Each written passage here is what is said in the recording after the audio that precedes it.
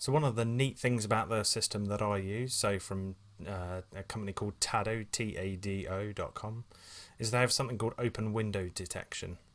So I don't know about you, but there's at least one person in my house that likes to open windows to let in some of the fresh air. That's not a bad thing, but they kind of tend to forget to close them at a later date as well. And so one of the great things about the Tado system is when it tries to heat a room, it'll start to heat, and it's got a good idea of how long it should take to get it up to a certain temperature. If it finds it's not heating as quickly as it should, it kind of makes a guess, and usually does it really well, that the window is open. And in our instance, it'll then just shut off the heating in that room for 15 minutes. So as not to kind of waste energy trying to pump not only heat into the room, but into the outside world as well. So have a look to see whether something like open window detection is supported by the heating system you're looking at. If that's not something you're worried about, or opening windows isn't something that happens a lot in your house, there's no need to worry about it. But if, like me, that happens to occur on a daily or hourly basis, might very well be something you want to take a look at to check to see if there's something included.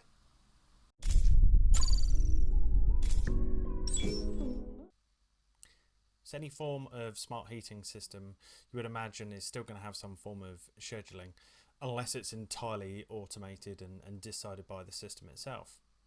So that's going to be kind of like a software representation of the little box that either does now or used to sit underneath your boiler. If I think back to the ones that I've seen ones with little dials, right?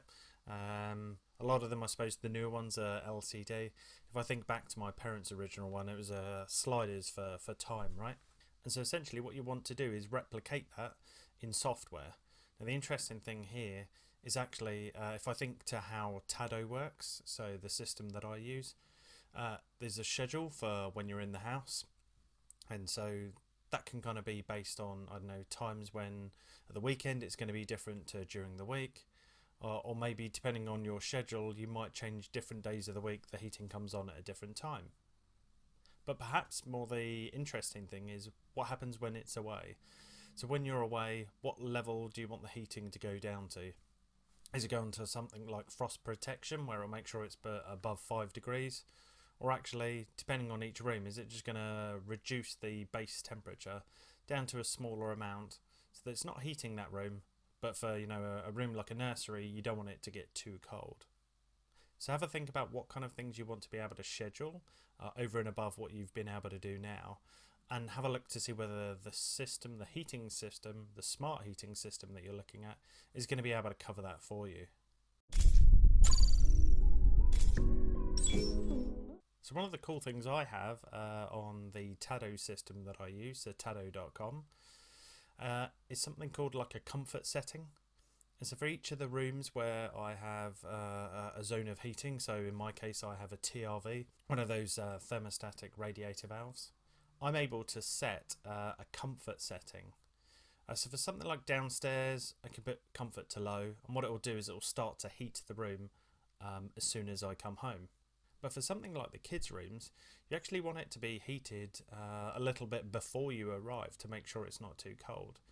And so see if there's something to do, something along the lines of a comfort setting or similar named that you're able to set for each of the rooms to decide how efficient it's going to be and how preemptive it's going to be when it comes to heating that room once you return from wherever you are. So hopefully that's been useful for you and some food for thought on which smart heating system you're going to go and purchase. As you would expect, there's no real kind of one size fits all. Proof of that is actually I went on a journey myself, right? I started with Hive and then at a later date I, in my eyes, kind of upgraded to Tado as it was able to do more for me.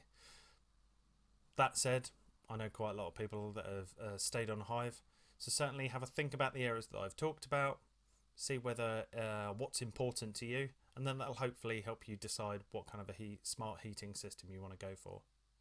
So as always, thanks for watching. Please share, please like, and please comment on kind of what choices you've made with smart heating. I'd love to hear about them. Thank you.